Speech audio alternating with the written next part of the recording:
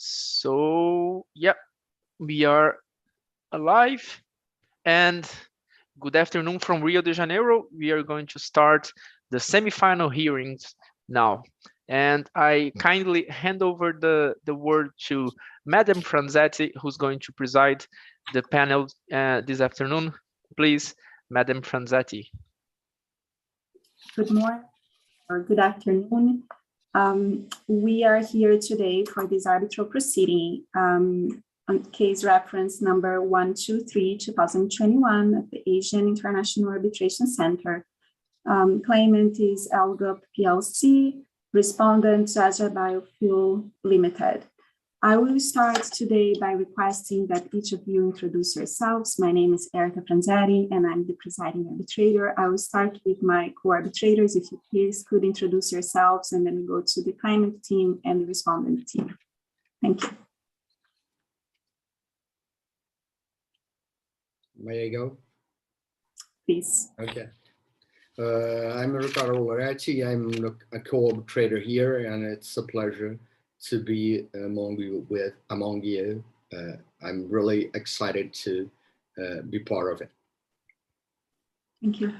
And I am Lucas Mendes. I'm a Brazilian arbitration practitioner. I've been working with arbitration for the past 12 or 13 years. I myself, I was a multi 12 years ago. It was a really pleasure. It was an amazing experience. So first of all, I congratulate not only the students that are here, but the whole teams. I know the big efforts that you are doing to be here today. So I deeply congratulate all of you for all of the work. And well, I'm really excited to be here and to hear the arguments you presented. You will present us, I'm sure, so well. Counsel. Thank you very much. Dear members of the tribunal and esteemed colleagues, it is a pleasure to be here this afternoon. My name is Ivan Oliva, and together with my co-counsel, Christopher Lanes, we appear on behalf of Claimant LGUP PLC in today's arbitration proceedings before the Asian International Arbitration Center. I'm going to address the issue of jurisdiction, and then my co-counsel is going to address the merits of the present dispute. Thank you very much. Thank you. Counsel for respondent. Good morning, good afternoon to some. My name is Gabriel Doria. I'll be representing a respondent on the matters regarding the procedure, and this is my co-counsel, Guilherme Cartacho, who will be representing the merits who will be representing respondent on the matters regarding the merits. Thank you for the opportunity, and thank you for the hopefully productive debate we will have following. Thank you very much. I understand we will follow the following order. We will start with jurisdiction. So believe Mr. Dorian will start making the arguments, and then we will have the responses by Mr. Lane. And then we will have 14 minutes for each, and then 1 minute for rebuttal. And then we'll proceed with the merits, starting with Mr. Oliva. And then Mr. Cartasso will respond. Each will have 14 minutes plus 1 minute of rebuttal. Is that correct? Madam Arbitrator, in this regard, I am going to address the issue of jurisdiction, Ivan Oliva, and then my co-counsel is going to address the merits of the case, Christopher Lanes. Perfect. So I got the names wrong. Thank you very much. No problem. Very good. Well, it's 12:38. I will be timing. I will ask my co-arbitrators to please help me with the time as well. And let's get started. Counsel for respondent, please. Members of the tribunal, esteemed colleagues, good morning. As previously presented, my name is Gabriel Doria, and I'll be representing respondent on the matters regarding the procedure. Members of the tribunal, we are here today because claimant attempts to impose an arbitration agreement that was never agreed to by respondent and that was never even seen by respondent. This dispute comes from an alleged contract of the purchase of RSPO certified palm oil that was allegedly made between the parties. After a palm oil summit between the parties' representatives, claimant sent that contract to respondent, signed on their behalf. Respondent never agreed to such contract. Then claimant proceeds to claim that there is an arbitration clause with respondent and arbitration agreement, again, that never occurred. Respondent makes two submissions today. The first being that the applicable law to this arbitration agreement would be Mediterranean law with the inclusion of the CISG. And then, according to this legal standard, it will determine the validity of this arbitration agreement, which leads us to our second submission that there is no valid arbitration agreement between the parties. In other words, I will first be addressing the matter of choice of law, setting the legal standard under which the arbitration agreement should pass or not, to then discuss the matter of consent. Introducing my first point, members of the tribunal, the Mediterranean law with the inclusion of the CISG governs this arbitration. First and foremost, members of the tribunal, because it is the law of the underlying contract. This is uncontested by both parties. Mediterranean law with the inclusion of the CISG governs sales contract. Now, there is a dispute of law here. Claimant, to their convenience, states that the Danubian law governs the arbitration agreement. In order to assess which choice of law should be applied, it would be adequate of the tribunal to apply the SulAmérica three-stage test to determine what is the applicable law. The test came from a leading case that determined the choice of law in a numerous of leading cases in several other jurisdictions, and it should be applied in this case. The test has the first stage, having the tribunal asking if there is an express choice of law to the arbitration agreement in that case. If there isn't an express choice of law, then the test leads the tribunal to ask if there is an implied choice of law for the arbitration agreement. In case the tribunal fails to find both, it asks what is the law that could have the closest and most real connection to the arbitration agreement. Well, members of the tribunal, it is respondent's submission that the test clearly indicates that the law of the underlying contract should be applied to the arbitration agreement as well.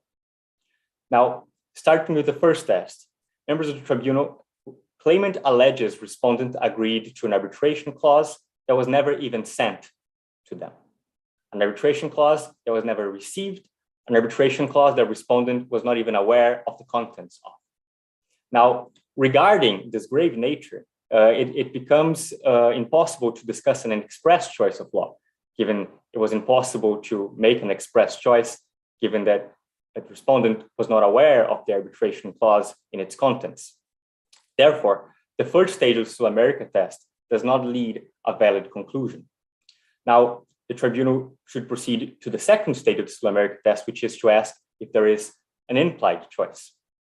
Well, a number of leading cases have determined that often the choice of the main contract, the choice of the law for the sales agreement, determines an implicit choice, an implied choice for the law governing the arbitration agreement as well. This has been argued, for example, by leading legal authority, Morbig LGs, and it has been argued on cases, for example, during the trial of NKVCHUB. Now, this leads to the conclusion that the Mediterranean law of inclusion of the CISG should be applied to the arbitration. However, respondent is also willing to submit the subsidiary argument into further assisting the tribunal to reaching the same conclusion that the third stage of the SulAmérica test would also leave us with the same choice of law. That would be because the law that has the closest and most real connection to this arbitration agreement would be the law of the underlying contract. Now, this is of particular relevance because the law of Mediterranean with the inclusion of the CISG, as it will be further demonstrated in my second point, will demonstrate that this arbitration agreement is invalid. That would occur because of Article 8.2 of the CISG, and more specifically of the German Federal Supreme Court's decision on Article 8.2 from the leading case, the Mayflower decision. It determined that when we have arbitration agreements that are not attached to the contract, but that are merely referenced throughout it, and that are contained in some other separate document, that arbitration agreement is not validly incorporated in the contract, and therefore cannot benefit from an agreement to this contract. There never was an agreement to this contract, Madam and Mr. Arbitrators. However, this Article 8.2 and this decision demonstrates that the arbitration agreement was never incorporated into the contract. Therefore, the tribunal will not have jurisdiction over this case because of it. Another case. Mr. Gabriel or Mr. Guilherme? I'm sorry. It's Gabriel, yeah? Mr. Gabriel, Mr. Arbitrator. Yeah, so let me just to clarify the argument.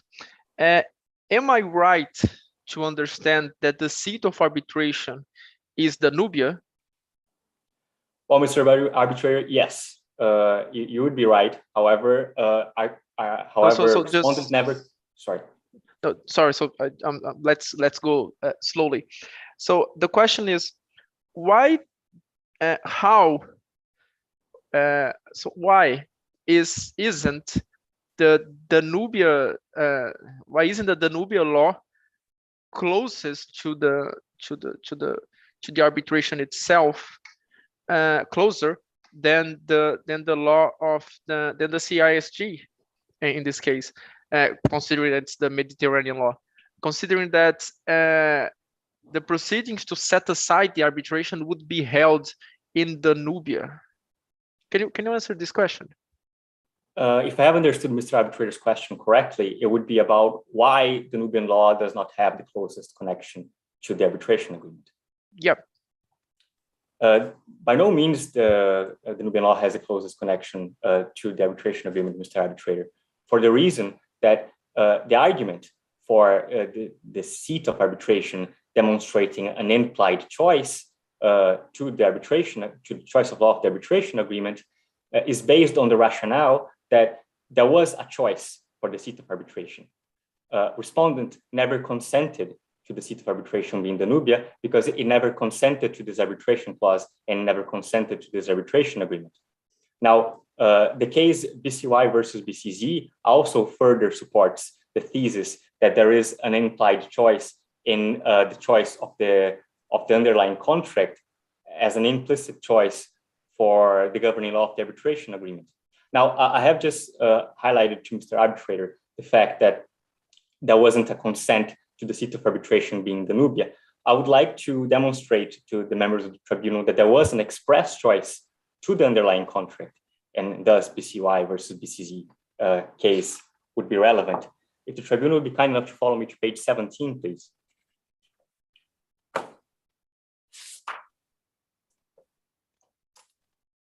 So here we have members of the tribunal, the email that the email sent on 9th of April. And here it reads, and it will be on the third paragraph, counting the first sentence, and it would be, the sale will be governed by the law of Mediterranean. So this is again uncontested by the parties, and it does demonstrate an implicit choice of law. Now, the reason why we can safely say that the parties never consented to the seat of arbitration being Danubia or to the rest of the arbitration agreement is because respondent was not even aware of the contents of this arbitration. Now, the parties' representatives did have a history in other companies. This may be true. This will probably be used in the claimant's arguments. Now, the fact is that there wasn't a single business negotiation between respondent and claimant. And what happens is that the general conditions of sale was never sent, the document that contained the arbitration agreement was never sent to respondent. Now, it may be argued that it was sent in previous dealings with another company through Ms. Pupachi. To that, it is important to highlight that those companies are completely different legal entities. The reason why the fact that Ms. Pupachi, one of the employees of respondent, had received the general conditions of sale does not indicate that respondent was aware of the general conditions of sale, is because those were completely different contracts made with another company and even with another product, members of the tribunal. So, for example, they were dealing palm kernel oil and not palm oil, which is the case at hand being discussed. Now, it is true, pardon me, the arbitration agreement was not validly incorporated according to Article 8.2 of the CISG and according to Mediterranean law. It wouldn't be validly agreed to according to Mediterranean law with the exclusion of the CISG as well. If the tribunal, that it would be because Mediterranean arbitration law with the exclusion of the CISG would be the Untitled model law. This is reported in the case files. And Mediterranean is a country that accepts option 2 of Article 7. Claimant may attempt to use Article 7, option 1 to determine the validity of the arbitration agreement. This argument should fail because the Mediterranean law is the one that has the closest and most real connection, as represented by BCY versus BCZ case. And that country accepts option 2 of the Untitled model law, Article 7. Article 2, differently from Article 1, does not accept references in a sales contract to a separate document containing an arbitration agreement as valid incorporation of an arbitration agreement. So through the option of Article 7 of the arbitration law of the country of Mediterranean, this arbitration agreement would be invalid. Now,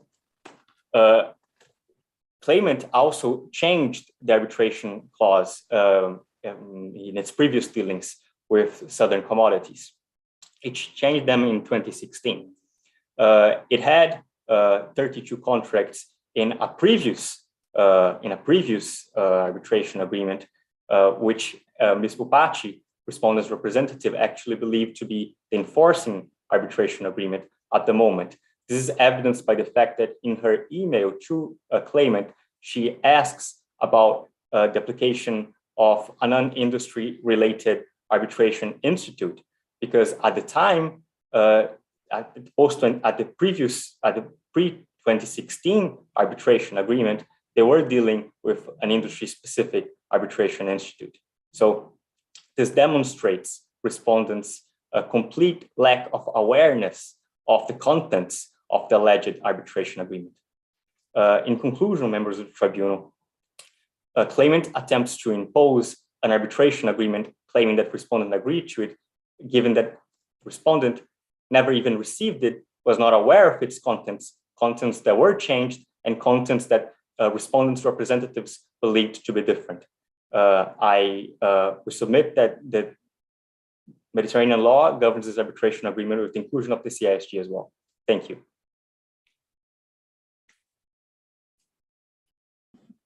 Thank you. Thank you, Mr. Doria. I have one question about something you just mentioned. Hear a little bit of echo. Can you hear me well? Yes, Madam Arbitrator. Oh, well. Now it's okay. There was an echo before. Perfect. Okay, very good. Well, my question was, you mentioned that respondent was not aware of the arbitration call. You also mentioned that Ms. Pupachi emails asked about the specific change of the arbitration institution because she was not very satisfied with an industry institution, which indicates to me that actually she did have knowledge of the arbitration clause to a point of, discuss the arbitration clause. So could you explain that? Well, Madam Arbitrator, she had knowledge of the former arbitration clause in its pre-2016 stage. The one that, for example, included arbitration, included the phosphorus clause. That is not the arbitration clause that is being discussed here at hand. This arbitration would be based on a different clause than the one that Ms. Pupachi thought was applying, and a different one that she was asking in that email, which would be the post-2016 version never sent to respondent. One last question. Was the substantive law, the law of the contract in that clause different than the law that was set in the arbitration clause governing these agreements that we are discussing, or the same? I do see, Madam Arbitrator, that my time has elapsed. So in order to properly answer Madam Arbitrator's question, could I ask an additional minute? Sure. We can also, please, go ahead. Yes. So it did have a different applicable law to the arbitration agreement in that instance. However, in that case, it was dealing with another company. It was not dealing with respondent. Perhaps I have not made myself clear in that case. It was dealing with Southern Commodities. And in that case, Southern Commodities had access to the arbitration agreement, which had with Claimant, and it was available to them. This is a completely different situation from what happens with respondent, which is completely separate legal entity from Southern Commodities, which Claimant would attempt to confuse the tribunal about. And most importantly, it never had access to this clause in the same way that Southern Commodities have. Claimant simply assumed that because these companies shared one employee or some employees, that the legal bindings to Southern Commodities would translate to respondent. This will not be the case. Very clear. Thank you very much, Mr. Doria. Now we will have counsel for claimant. Response on jurisdiction, please. Thank you. The floor is yours, counsel.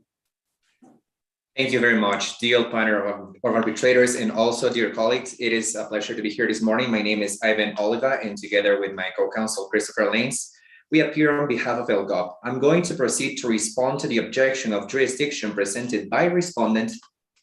In that regard, I'm going to proceed. Members of the tribunal, let me reintroduce the case that respondent presented before the tribunal objecting to the jurisdiction of this tribunal. In this regard, respondent asserts that it is an arbitration clause that was imposed to respondent. However, members of the tribunal, this is an arbitration clause that's valid because it was consented by respondent that never objected neither to the contract nor to the arbitration clause. And in this regard, we submit that the tribunal does have jurisdiction to adjudicate the present dispute. In this regard, members of the tribunal, I'm going to mirror the structure that was proposed by respondent, refuting all of the arguments that were presented. In this regard, I'm going to start establishing that the arbitration agreement is not governed by the law of Mediterranean, but by the law of Danubia. In the second, or the sub-argument of this point, I will demonstrate that the CISG is not applicable in that case, in the remote case, or in the alternative case, the tribunal decides to apply the law of Mediterranean. And now, thirdly, members of the tribunal, I will demonstrate that the arbitration clause is valid contrary to the understanding of respondents.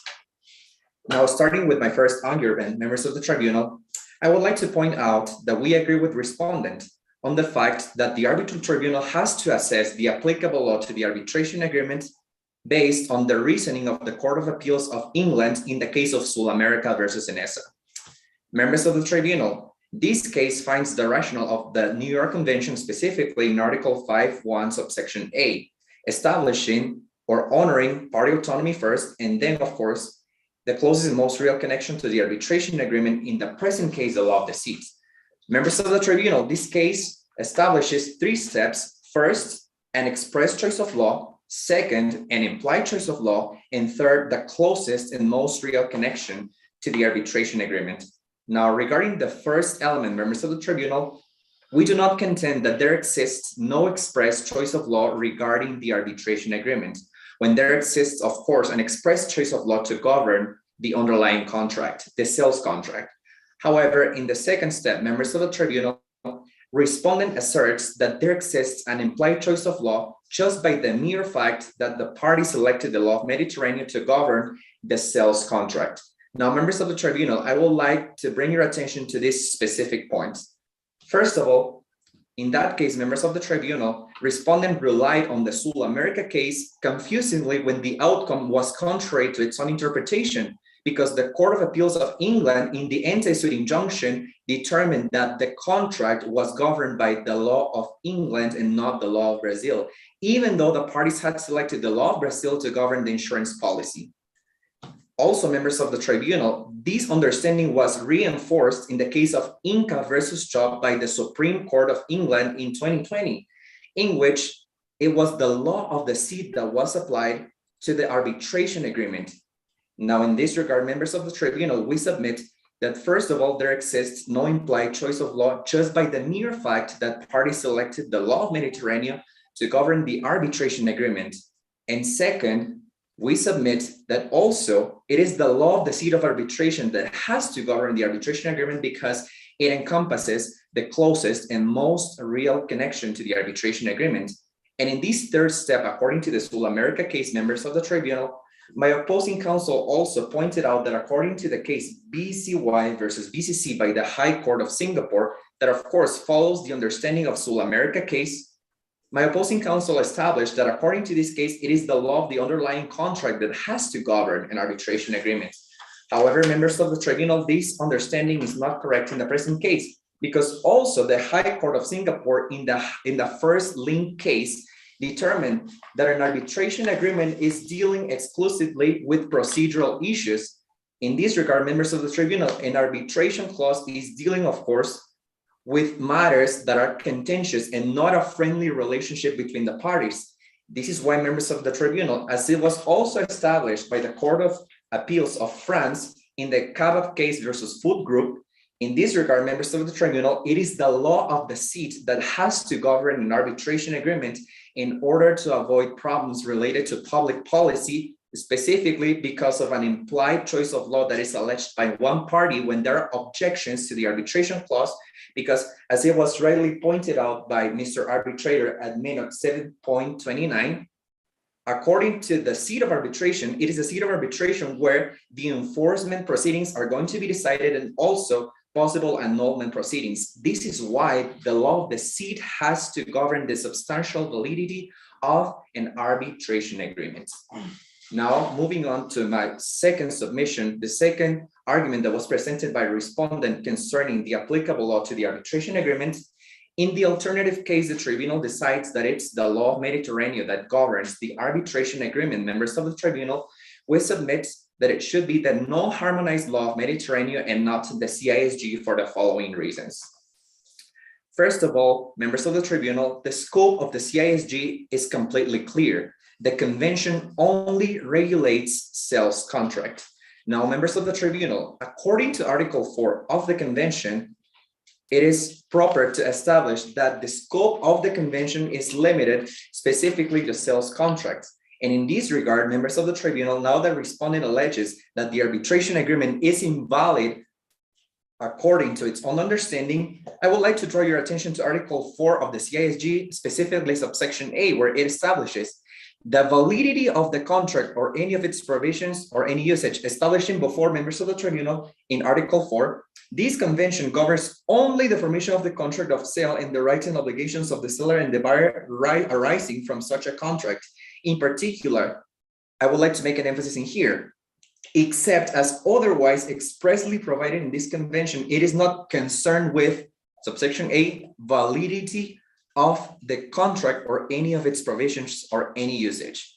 In this regard, members of the tribunal, the CISG cannot be applied to the arbitration agreement. It has to be the non-harmonized law of Mediterranean.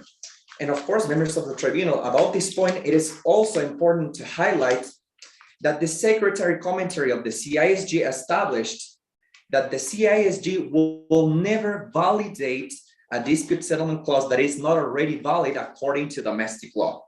This is why, members of the tribunal, we submit that the CISG cannot be used in order to determine the validity of the present arbitration agreement. In the alternative case, the arbitral tribunal opts to use the law of Mediterranean, members of the tribunal. In this regard, I would like to move on to my third submission, which was the third objection that was raised by respondent, which is that the arbitration agreement is not valid. Now, about this, members of the tribunal, After demonstrating that please, Mr. Arbitrator. Yeah, no, sorry. So Do I you just have want a to pose question? yes, just to make a just to pose a question over here. I understood from claimant, from respondent's lawyer, that there's a German case in which the validity of the arbitration agreement um, uh, was not under this German case, that applying the CISG, the validity of the arbitration agreement was not accepted. Could you please elaborate on that, please? Yes, Mr. Arbitrator, according to the case that was quoted by respondent, in that present case, there was, of course, a sales contract that was governed by Dutch law with the exclusion of the CISG. However, the CISG was applied to the arbitration agreement. However, members of the tribunal, in this case, first of all, the facts were distinguishable from the present case, taking into account that in the present case, if we analyze the non-harmonized law of Mediterranean, and of course, following the interpretation of respondent in that regard, members of the tribunal, there is a potential risk that the arbitration clause might be rendered invalid. This is why members of the tribunal, differing from the reasoning of the German case that was quoted, of course, by respondents, it is our submission that the arbitration agreement is to be rendered valid by the following reason. Members of the tribunal, we submit that the arbitral tribunal has to apply the validation principle because the parties intended to arbitrate, and this is why, according, for instance, to rule number 13.5, subsection A of the AIAC rules, members of the tribunal, it is the tribunal's duty to determine the applicable law to the arbitration agreement, and also taking into account their intention to arbitrate, the arbitral tribunal must select the law that will give effect to such arbitration agreement. This is why members of the tribunal, in the present case, we must take into account that applying the CISG, even though its scope does not allow or does not permit its application to an arbitration agreement, taking into account that risk. And second of all, members of the tribunal, if we take into account the risk of following the application on the CISG plus the interpretation of respondents, there is a potential risk that the arbitration agreement might be rendered invalid.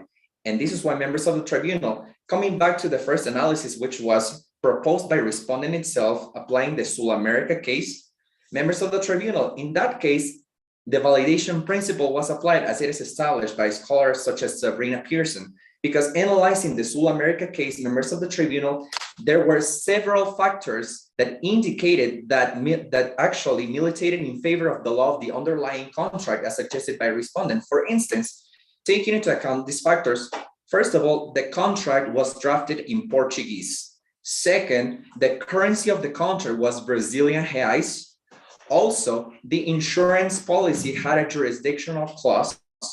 And also, members of the tribunal, taking into account all of this, the Court of Appeals of England still decided to apply the law of England because applying the law of Brazil would have invalidated the arbitration agreement. This is why members of the tribunal, taking into account the understanding that was brought by SulAmérica case, and also taking into account the understanding by the Court of Appeals of France in the case of Kebab versus Food Group, members of the tribunal, taking into account this, the arbitral tribunal has to apply the law of the sea, precisely not the CISG, because there is a potential risk that it will invalidate the arbitration agreement. Because it was, as it was stated, members of the tribunal, in the Court of Appeals of France, there were many elements that the court analyzed in order to apply this law to validate the intention of the parties to arbitrate. Because, for instance, applying the law of the underlying contract might not reflect the real intention of the parties. Second, the arbitration agreement is intrinsically separate from the underlying contract. And third, the law of the sea must be applied when objections to the arbitration agreement exist to comply with mandatory rules of public policy. This is why, concluding with, yes, Madam Arbitrator. Sorry, I didn't want to interrupt you, but I see your time is almost finished, and appreciate all the case law that you were bringing, but I have a question related to our specific case here. Because you just mentioned the case law, the intent of the parties, for example, right?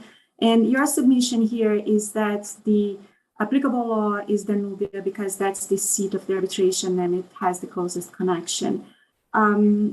I would like to have your answer to what counsel said about the fact that respondent has not seen the arbitration clause referred in this contract and had no discussion about Danubia, because I see an email in which Claimant, the email that respondent pointed us to, in which Claimant it specifically said that there would be a deviation of the previous practice and the sale would be governed by the law of Mediterranean, right? But no reference to Danubia at all. So how can you explain that? Thank you. Of course, Madam Arbitrator. According to the present case, of course, Madam Arbitrator, if we analyze the negotiations of the parties, it can be understood that they were aware of the content, of course, of the arbitration clause in that regard. Members of the tribunal, according to procedural order number 2, specifically the paragraph 7, I'd like to draw your attention over there. It is established in line number 5 in the middle of it. It establishes, it is uncontested that they were not sent when the latter 7 contracts were concluded, but later on it says, members of the tribunal, it is equally uncontested that Mr. Chandra informed Ms. Bapati via phone that the new arbitration clause was the model clause of the Kuala Lumpur Arbitration Center, later on renamed as AIAC Center, providing for the seat of arbitration in Danubia and the application of Danubian law to the contract for that previous application. So Madam Arbitrator, in this case, respondent was of course aware that the seat of arbitration was Danubia. And also, furthermore, it was precisely respondent that requested, it is precisely respondent that was aware of this arbitration clause, and therefore we submit that there is jurisdiction because of the existence of a valid arbitration clause. Thank you very much. For your answer, which page were you quoting from? Yeah, that was exactly my answer, because my question, sorry, because I didn't follow. Can you repeat the document that you pointed out and specifically where it is?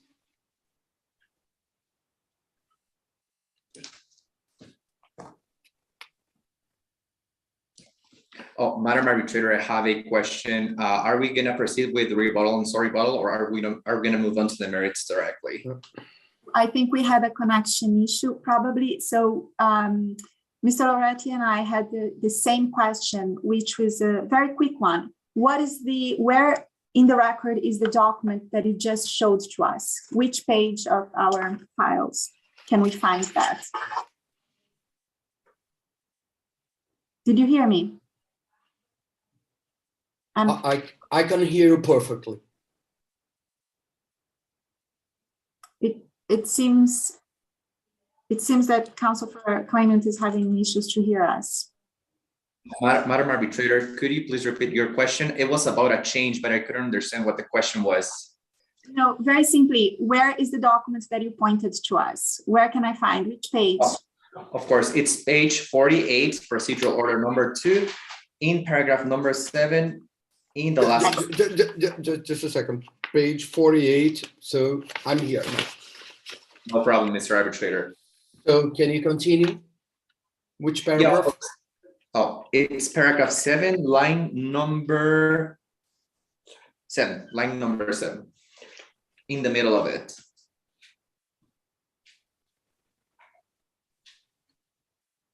Excellent. Thank you.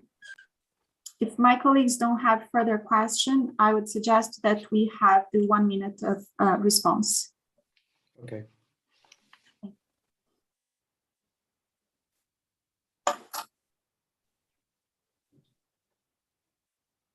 Members of the tribunal, respondent would like to address claimant's argument based on the SulAmérica text.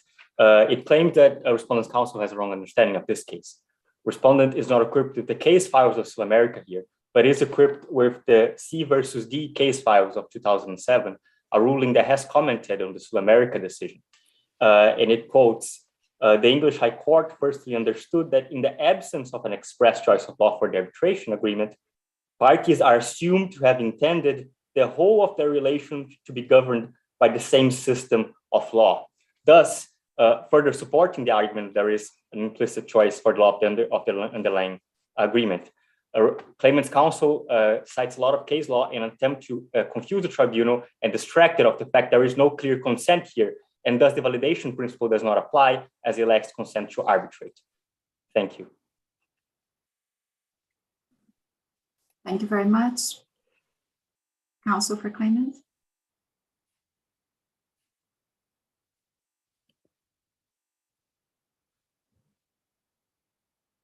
Counsel for Claimant, can you hear us? It seemed that they are freezing. No. Thank you very much. Madam Presiding Arbitrator, is it fine if we proceed with sorry rebuttal? Yes, did you hear the sorry rebuttal from respondent? Yeah, I heard enough, Okay. so it's okay. Please. Thank you. Please go ahead, you have 1 minute. Thank you very much. Members of the tribunal, according to the Sul America case, the understanding was clear. It was the law of the seat that was applied. And also, as my opposing counsel has raised a Singaporean case, members of the tribunal, this Singaporean case of BCY versus BCC that adopted Sul America case was overridden by First Link Investment Corp versus GT Payment PTE, in which it was also the Sul America test that was applied, but it was the law of the seat that was favored, because arbitration agreements are to be perceived not as part of the underlying contract, but as separate contracts, and this is why they have to be regulated by the law of the seat. Therefore, the same understanding has to be adopted by the tribunal in the present case, adopting the Nubian law. Thank you. Madam President. Please, Mr. Lavati. Counsel, Mr. Oliva, isn't it? Can you hear me? That is correct, Mr. Arbitrator. I can hear you. Okay, so I understood from your arguments that you are saying that you have a first line of argument and then a second one, and the first one is very clear for me, that you say that we should consider the seat of the arbitration, not the law and the email that he pointed out, because it's the governing law of the sale, not the governing law of the seat. And after that, you said if we even consider the CIST, we also address, well, that the law, governing law of the case, governing law of the sale, nothing related to the proceedings. But I would like you to clarify, because there is one step before all of that, that it's the other party said very clear, if there is no consent, we can move to your line of arguments, because if there is no consent, we can choose the seat of the arbitration as the law governing the jurisdiction issues here. So if you can clarify that for me, I'll be very pleased to understand that. Of course, Mr. Arbitrator, about this, I would like to clarify indeed. Of course, we agree on the position of respondent about arbitration being a matter of consent. However, we disagree on the point that respondent asserts that there is no consent in the present case. This is why, Mr. Arbitrator, we submit that it has to be the law of the seat that has to be applied, because it will give effect to the party's intention to arbitrate contrary to the law of the underlying contract if interpreted according to respondent's perspective. And besides, or moreover, Mr. Arbitrator, we submit that it has to be the law of the seat because, taking into account that the Nubia is a civil law country which avails the validation principle as stated in the Cap of Jack case, members of the tribunal, it is the law of the seat that governs the arbitration agreement to give effect to the party's intention to arbitrate, which does exist in the present case. Thank you. Thank you very much. Let's proceed with the merits. We'll continue with 14 minutes for submissions for counsel for claimant. Mr. Landivar, the floor is yours. Thank you, Madam President. Good afternoon, members of the tribunal and esteemed colleagues. As mentioned by my co-counsel, my name is Christopher Lanes, and I will address the merits of this case on behalf of claimant, the seller in the underlying transaction. First of all, members of the tribunal, I would like to highlight the three most important facts of this case. The first took place on March 28. In that date, both parties' representatives met in a summit where both parties negotiated the terms of the contract. The second important date here is the April 1st, where the respondent sent an offer to the claimant. And the third and last most important event here took place on April 9th, where the claimant accepted the respondent's offer. Against this backdrop, the claimant makes two submissions. First, that the parties concluded the contract in 2020, and second, that the claimant's general conditions of sale were validly incorporated in the present contract. Coming to my first sub-argument, the claimant submits that the respondent's email of April 1st constitutes a counteroffer. According to Article 14 of the CISG, the requirements for an offer to be valid are threefold. First, the offer has to address to one or more specific persons. Second, it should be sufficiently definite. And third, it should indicate the offeror's intention to be bound by the acceptance, in case of acceptance. To begin with the first requirement, I would like to turn the tribunal's attention to page 12 of the record. This is Exhibit C2.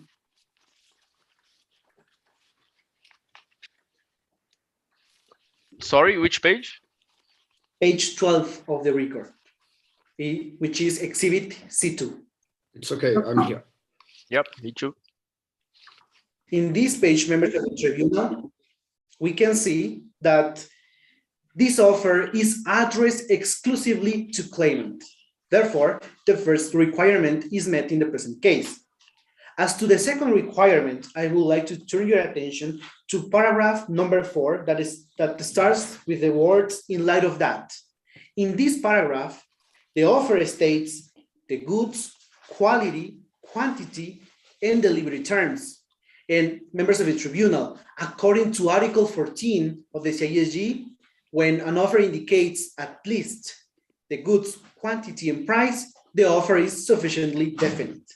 As to the third requirement, I would like to turn the tribunal's attention to the header of this email. In the subject, it expressly says purchase offer. Moreover, the paragraph number 4 that I said previously also says, in light of that, I would like to place the following order with you as agreed at the summit. These elements, members of the tribunal, led to conclude that in the present case, this offer made by the respondent is valid and binding according to Article 14 of the CISG. This led me to my second sub-argument, and it is that this offer was accepted by the claimant through its email of April 9th.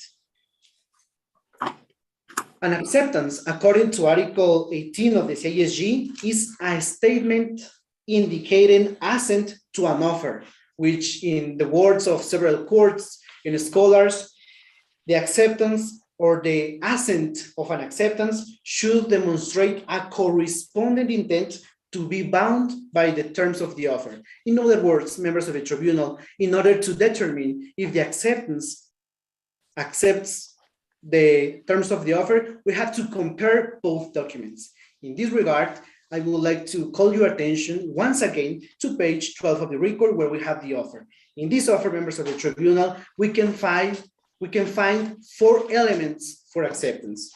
The first element is set out in paragraph number 4, and it regards the goods, quantity, quality, and price and delivery terms. So in order to determine if this aspect was accepted, I would like to turn your attention to Exhibit C4, which is in page 17 of the record.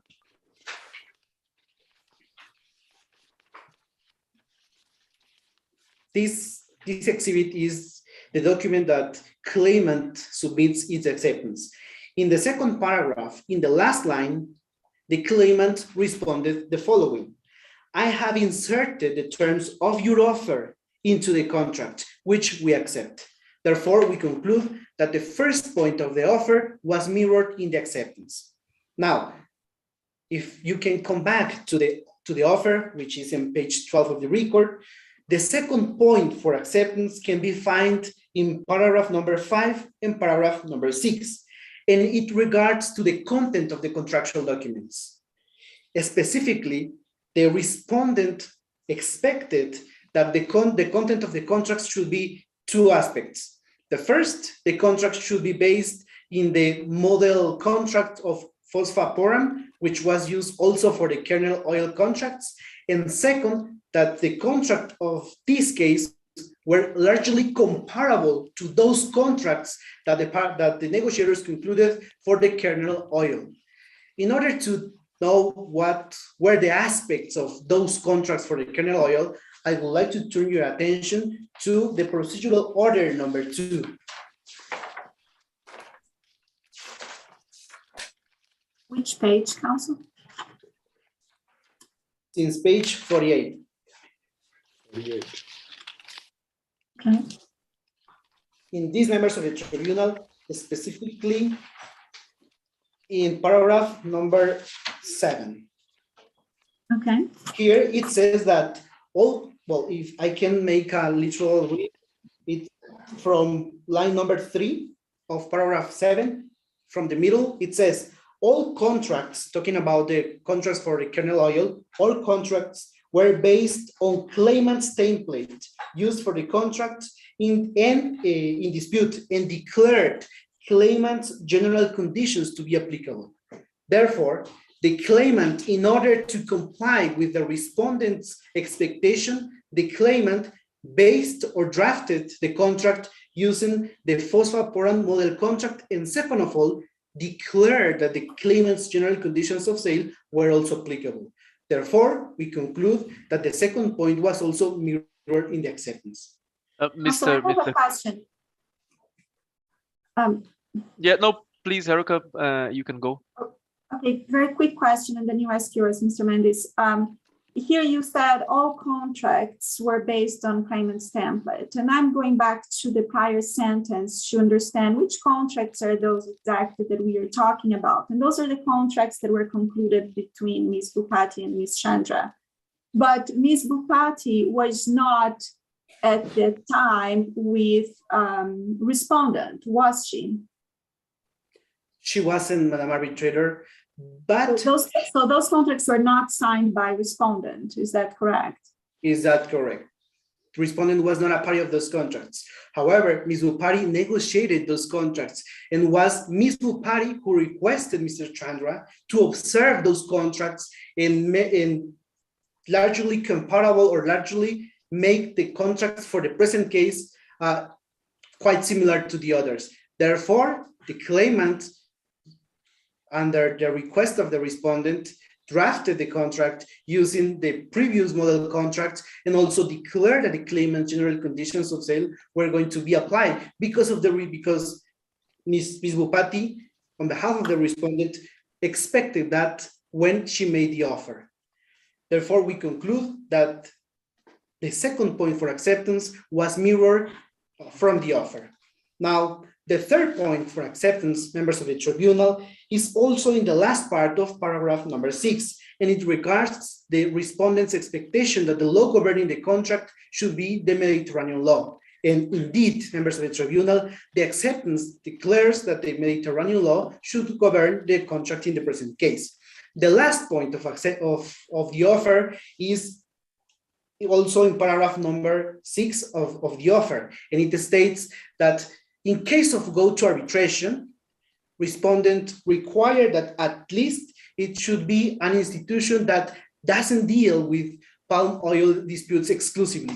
And in the present case, the arbitration is subject to the Asian International Arbitration Center, therefore, which also does not deal with palm oil disputes exclusively. And therefore, we conclude that the 4 points made in the offer were mirrored exactly in the acceptance.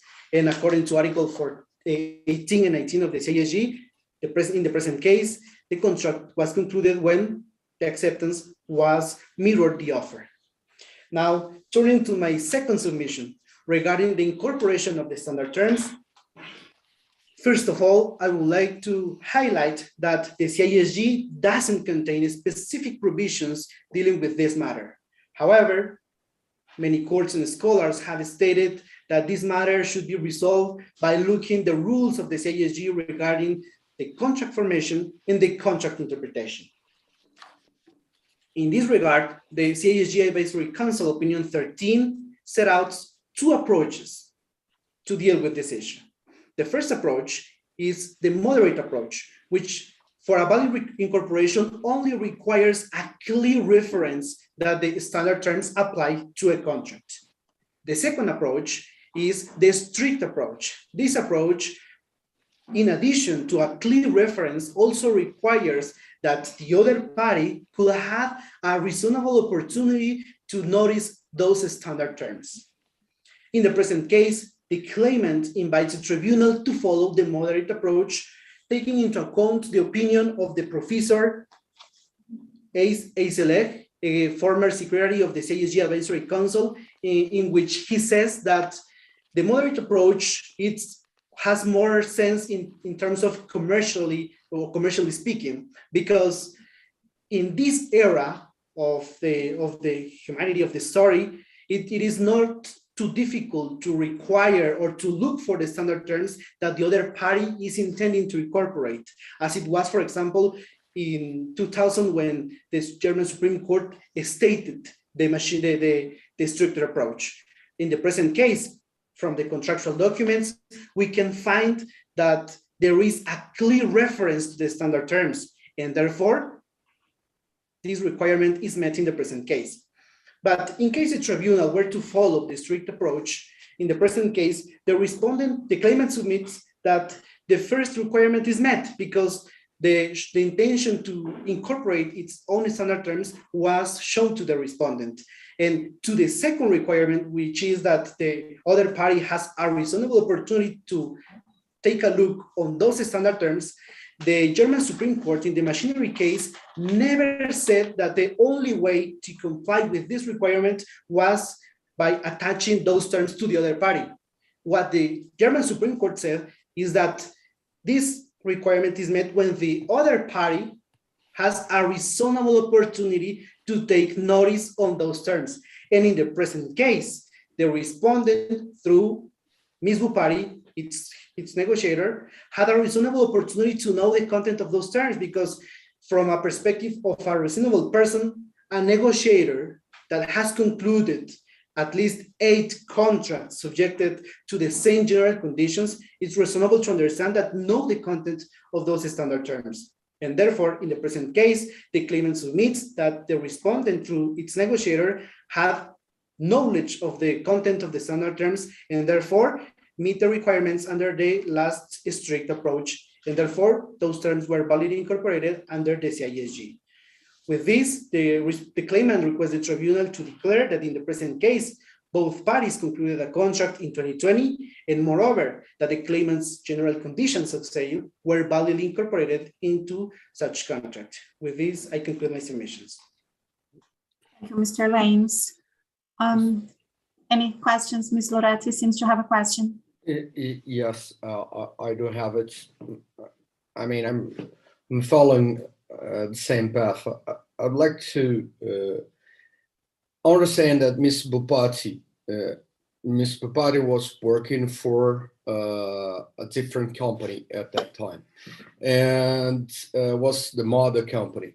And then you presume that Ms. Bupati, working as for a mother company, would be able to make an agreement for an independent subsidiary company, corporation. Now, Mr. Arbitrator, what we are saying is that the respondent, using the same negotiator, could agree the terms of the contract and agree also with incorporation of the standard terms. The difference here is that it is not any negotiator. That the fact here is that even though there are 2 separate companies, the negotiator was the same, and she has that previous knowledge, which also and because also she was acting on behalf of the respondent. Okay, so there where you put your argument of reasonable opportunity. Yes, Mr. Arbitrator. Okay, If we have I'm no fine. further questions to claimant, then let's hear from respondents, please. Floor is yours, counsel. Thank you. Thank you, Madam Arbitrator. Arbitral Tribunal, counsels for the counterpart, good afternoon. As previously presented, my name is Guilherme Cartacho, and I will be responsible for addressing the merits issues of this present dispute on behalf of the respondent, Jaja Biofuel. Sustainability. This has always been a key concern for the respondent, and is also particularly what led to its interest in purchasing claimant's RSPO certified palm oil. Nonetheless, when respondent discovered that there had been a significant breach of the RSPO standard in claimant's product, all negotiations were immediately brought to an end. Now, claimant attempts to impose inexistent obligations upon the respondent by forcing it to purchase a product that it never intended to own, which is then derived from a contract that the parties never formed. In this sense, mirroring my opposing counsel's submission, the counsel for claimant on the merits will submit that firstly, no contract was concluded between the parties for the purchase of palm oil, and alternatively, even if the tribunal considers that a contract was validly formed, that the claimant's general conditions of sale are not applicable. Starting with my first submission, it is the respondent's contention that the parties did not fulfill a contractual agreement since they simply never left the initial stage of negotiations. While respondent did make a valid offer for the purchase of claimant's product, claimant later deviated from this offer by insisting on the application of its general conditions of sale, which was not accepted by respondent, either explicitly or impliedly.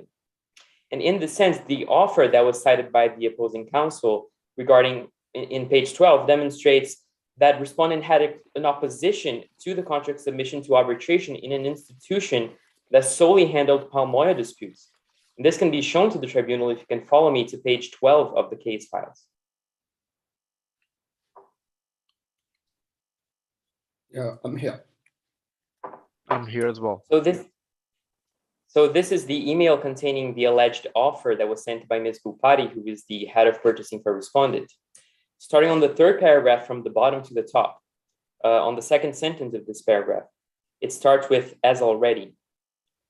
And I quote, "As already indicated at the summit, the submission of the sales contract to Mediterranean law, which you mentioned as your company's new policy, is less a problem for us than the submission to arbitration, in particular if we submit to an institution which exclusively deals with palm oil.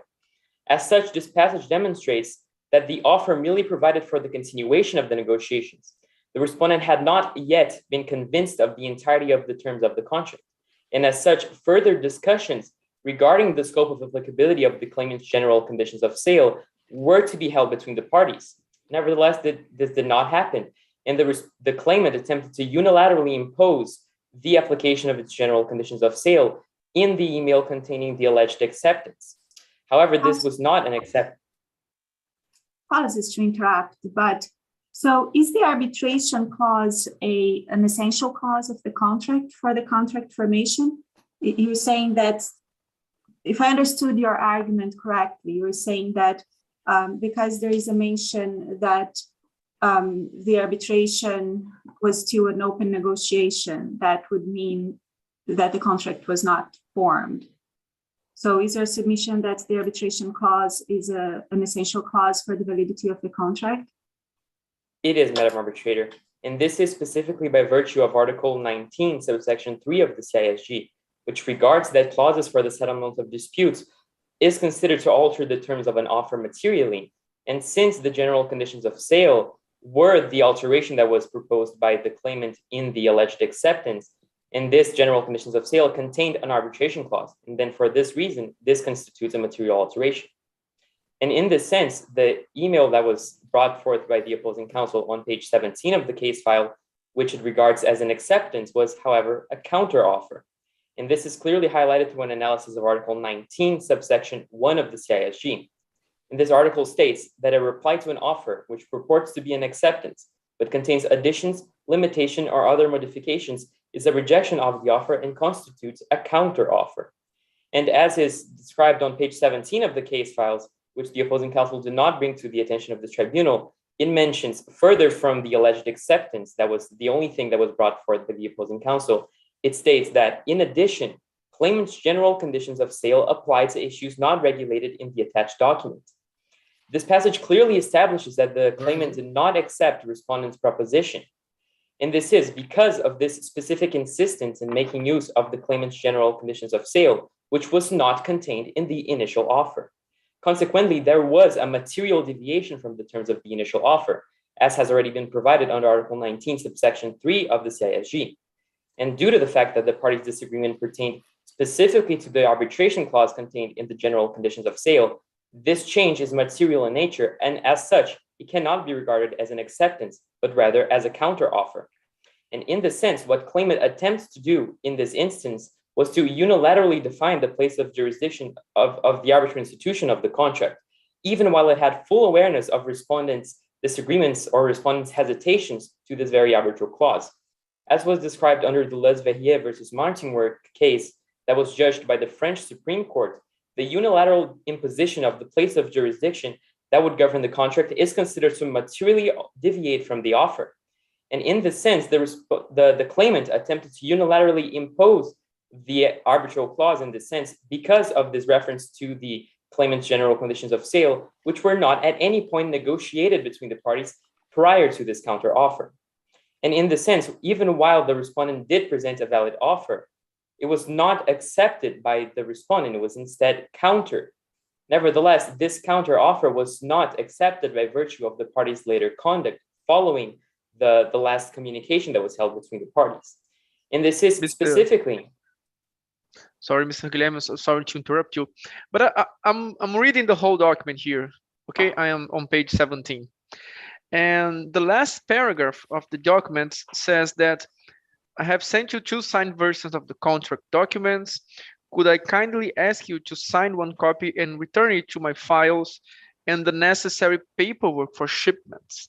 So I'm seeing here that the parties have somehow started to proceed with legal paperwork and requirements for shipping of the goods. Isn't this somehow an induction of the acceptance of the offer?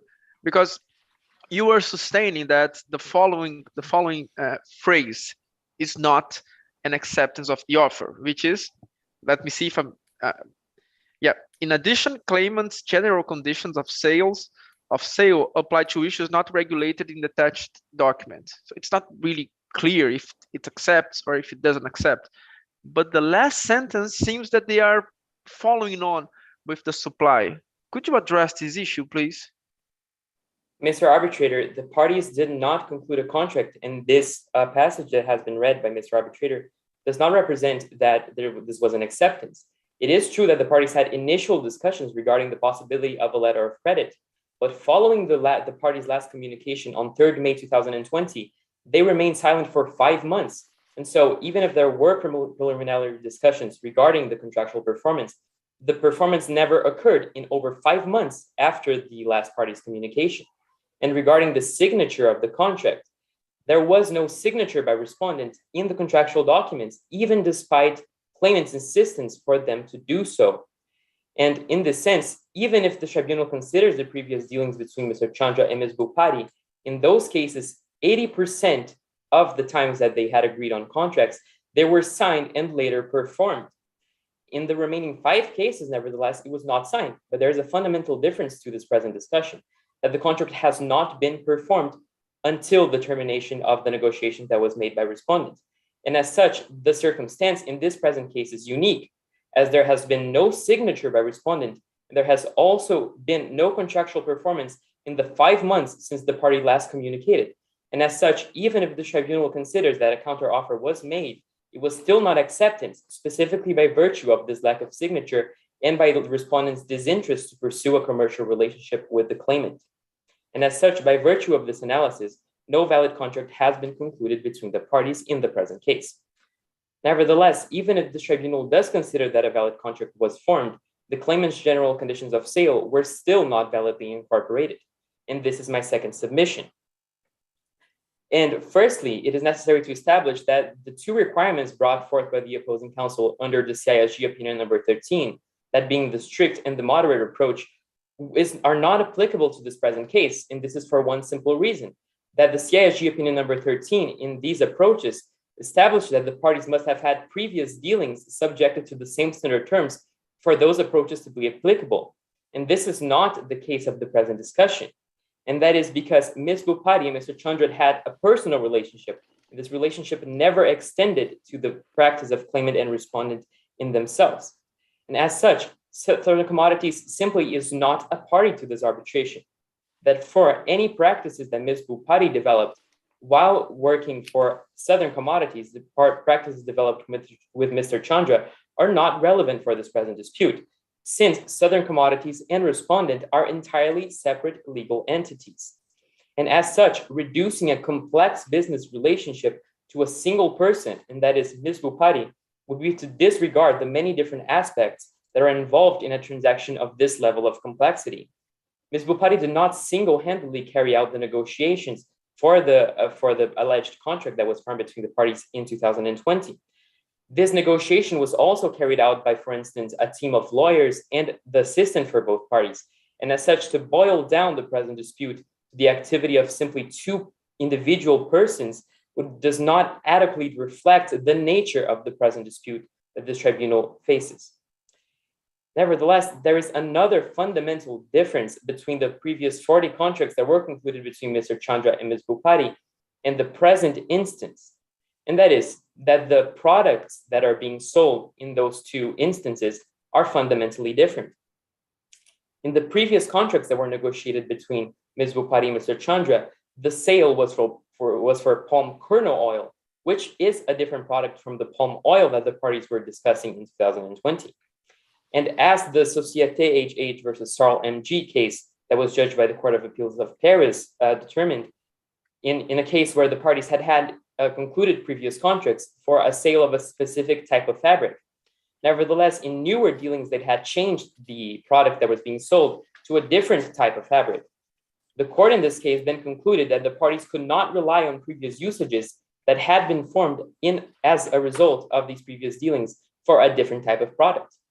The tribunal faces the same situation here, as there has been a change in the product. In this sense, even if considering the fact that there is no established practice between the parties, this is a fundamental reason for why this practice should not be considered, even despite the Ms. Bupati's and Mr. Chandra's relationship. And now, regardless of the applicability of the mention of the general conditions of sale, as the opposing counsel has pointed out, specifically on page 17, these terms were never made available to respondent. The last time that the general conditions of sale were ever sent to Ms. Bupati was in 2011, and this is undisputed. Ms. Bupati, however, read an outdated version of the general conditions of sale, which was over 11 years ago. As the CISG opinion number 13 indicates, there should be no obligation on a party to go seeking for the standard terms. Similarly, it is not incumbent on the offeree to request a copy of the general conditions of sale, where in this instance, it was the claimant's responsibility to make them available, which nevertheless did not happen.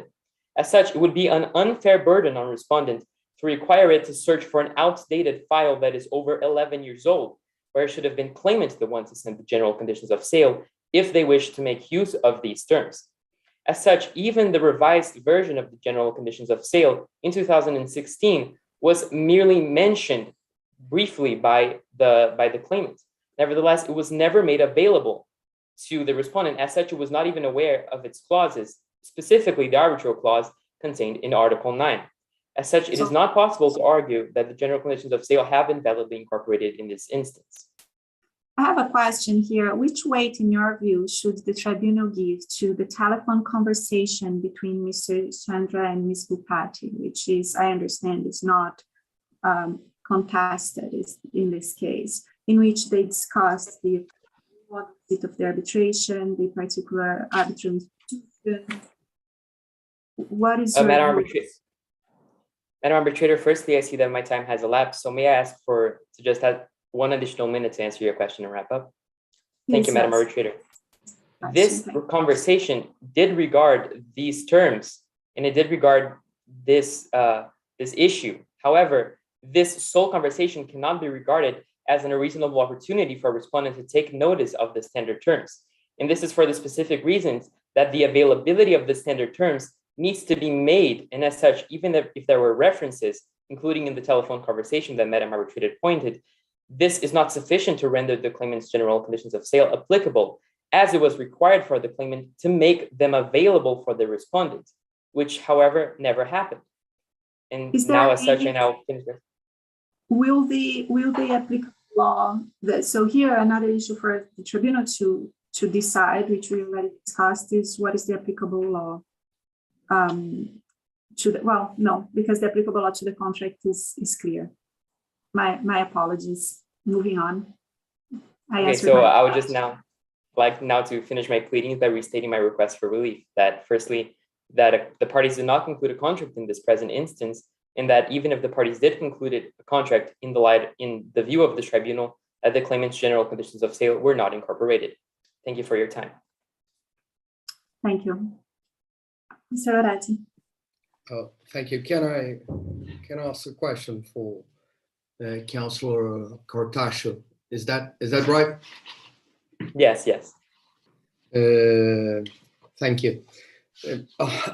I think I would like to understand a little bit more, and if you please elaborate on that part, is that the relation and the behavior of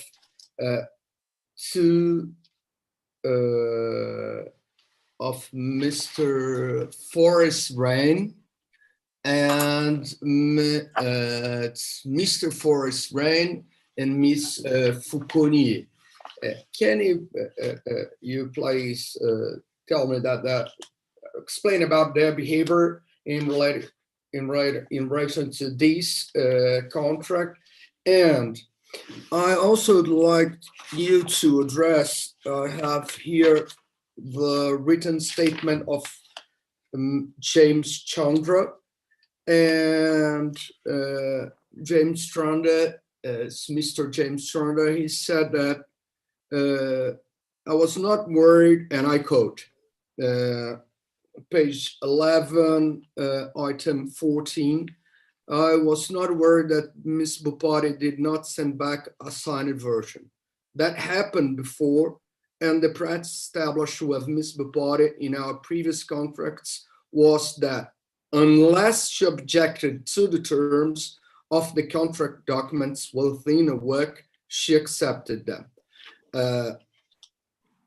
Can you please elaborate on these two aspects? First, this previous relationship between the companies and specifically of Ms. Bupati and Mr. Chandra, and then the behavior of Mr. Rain and Ms. Foucault, as because you said right in the beginning that there is no either implicitly or explicitly consent in this case. I'd like you to give chance to you to address these points. So addressing Mr. Arbitrator's first question, Mr. Rain and Ms. Falconier were the assistants for claimant and respondent effectively. And in the sense, the parties to claimant and respondent had given powers to them to carry out the negotiations. Nevertheless, they were still assistants that were acting in the function of the respective companies. And as such, the communication that were held by Mr. Rain and Ms. Falconier should be considered by the tribunal with the same regard as the communication that was taken between Mr. Chandra and Ms. Bupati, since they are all employees of the same company and were negotiating the purchase of the same contract. And addressing Mr. Arbitrator's second question, Mr. Chandra demonstrated that he was not worried due to the lack of a signature that was not made. However, there are two reasons why this is of importance for the analysis of the tribunal. And that is firstly, that there is no established practice between the parties. And for this reason, these instances where a contract was never signed but still performed are not to be taken into consideration by the tribunal. Nevertheless, there is also another reason for so, and that is even if the tribunal considers there is an established practice. And in this case, in 80% of the cases, there was a signature in the contract. Still, in these remaining instances, there was no signature, but there was the performance of the contract. And there's no acceptance of this contract by virtue of the silence of the respondent. And that is because the silence cannot be regarded as an implied acceptance in this present instance on its own. And as such, the analysis of this lack of a signature in conjunction with the factor that there was no commercial performance of the contract in the 5 months subsequently to the parties' last communication are enough to render the fact that the contract was never concluded between the parties. Thank you. So you say that the 5 months was this period of time was essential to manifest consent or not? Precisely, Mr. Arbitrator. And since respondent simply remained silent and claimant did as well, it demonstrates that respondent was disinterested in pursuing a commercial relationship with the claimant. Okay, thank you. It's okay for me. Okay, let's proceed very quickly. I would like to give the opportunity for counsel to rebut, but aware that we will probably go a little bit beyond for the deliberations. I believe that. Correct? Okay. Counsel for claimant, you have 1 minute.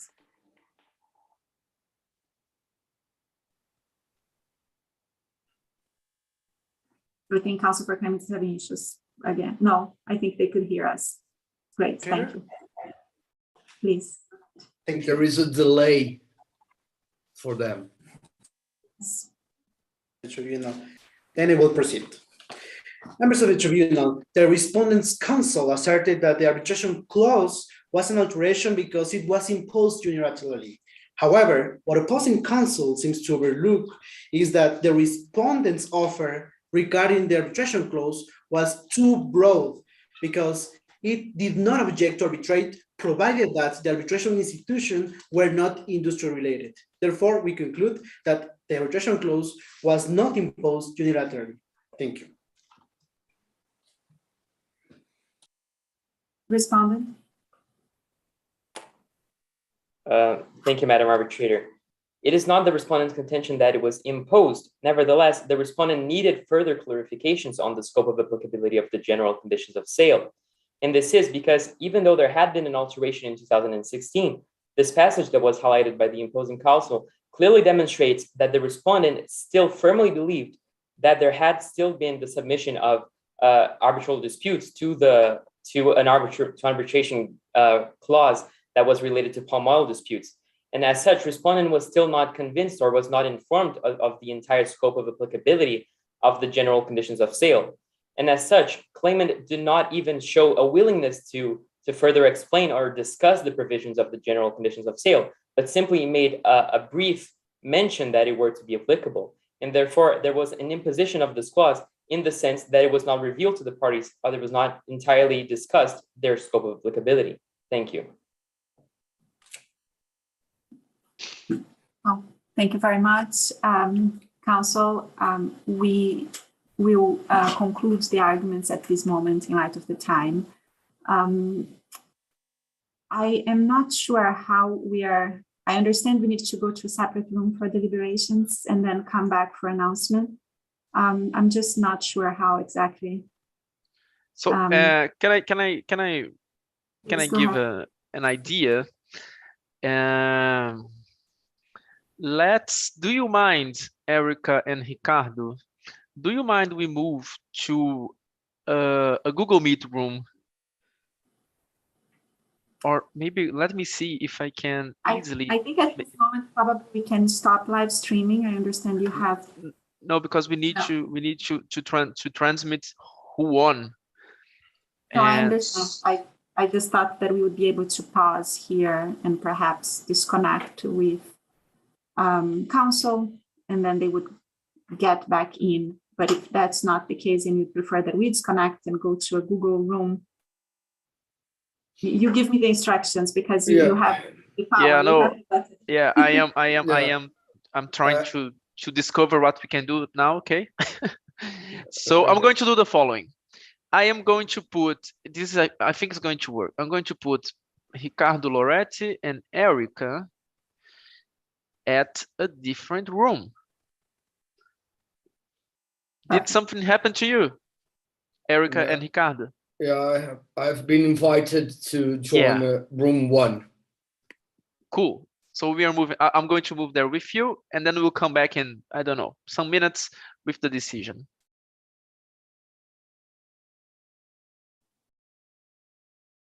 Thank you, Mr. Arbitrators. Thank you for the opportunity, and thank you for the panel.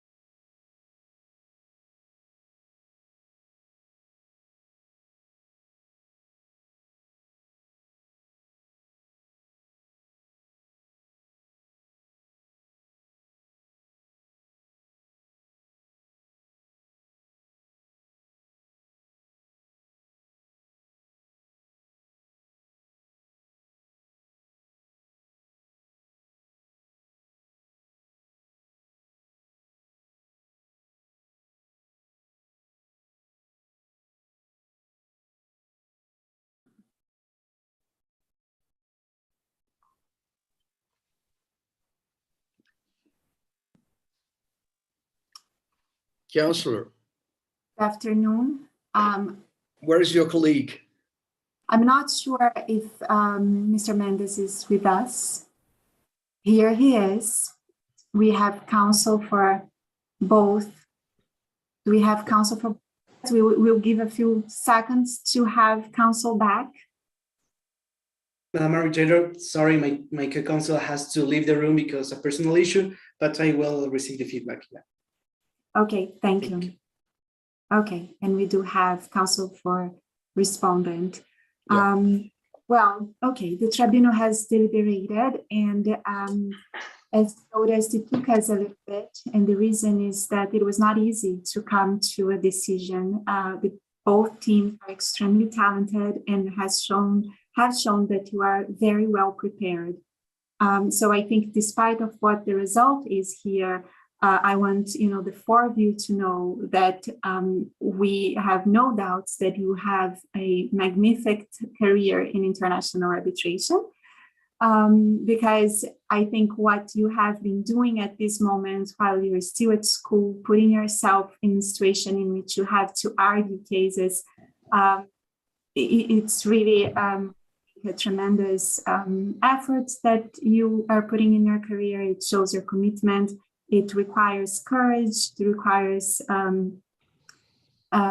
it really it's a showing of your commitment with arbitration, and you have done a terrific job. Just the fact that you have come so far in this moot, you should be extremely proud of yourselves. So having said that, we need to choose one.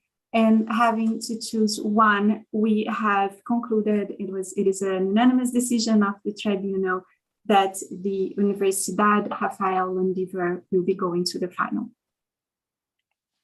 Congratulations. Thank you very much, members of the tribunal, and also to the opposing counsel, and good luck also. Thank you. Thank you. Thank you very much. Thank you to the tribunal. Thank you to the opposing counsel for a great panel. So we Thank you. congratulate. Sorry, Loretti. No, I was just going to say that if you would like to receive feedback afterwards, because we are not supposed to give you feedback right now, you can contact us through, or can contact me else through my email, or you can go through LinkedIn, and I'll be entirely at your disposal. Feel free to contact me. Okay, so I also congratulate the both teams. You did truly an amazing job, and I hope that the university that won has a good chance at the final. I am looking for it. It's going to be an amazing Sunday afternoon. And with this, we are going to end up the live transmission, and then the teams can go to some relax and to prepare for the finals. I thank you, everybody. Congratulations And for both teams. Thank you. Thank you. Yeah,